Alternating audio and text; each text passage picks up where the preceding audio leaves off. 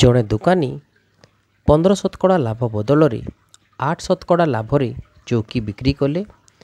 ସେ 56 ଟଙ୍କା କମ୍ ଲାଭ ପାଇଲେ। ତେବେ ଚୌକିର କିଣା ଦାମ କେତେ? ଏହି ପ୍ରଶ୍ନଟି 2022 JNVରେ ଆସିଥିଲା ନବୋଦୟ କୋଶ୍ଚିନ୍ରେ। ତାହେଲେ ଚାଲ ଦେଖିବା ଏହାର ସମାଧାନ କେମିତି କରିବା।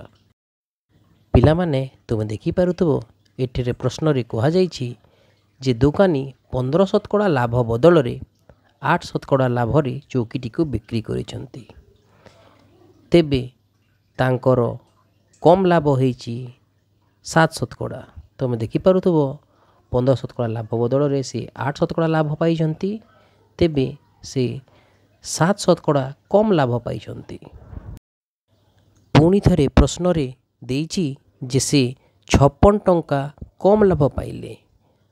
ତାମାନେ ଏଠି ଆମେ ବୁଝିବା ଯେ ଯେଉଁ 7% କମ୍ ଲାଭରେ ସେ ବିକ୍ରି କରିଥିଲେ ସେହି 7% ହିଁ ଆମର 56 ଟଙ୍କା ବୋଲି ବୁଝିବା।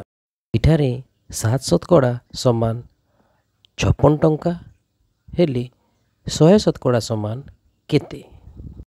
ଏହାର ସମାଧାନ ଆମେ ପୁଣି ବଜ୍ରଗୁଣନ ପଦ୍ଧତିରେ କରିବା। 100 ଗୁଣନ 56 ଡିଭାଇଡେଡ଼ ବାଇ 7।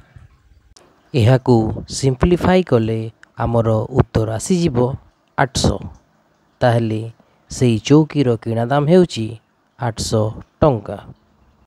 ଆଇ ହୋପ୍ ଏହି ଆନ୍ସରଟି ତୁମମାନଙ୍କୁ ଭଲ ଲାଗିଥିବ।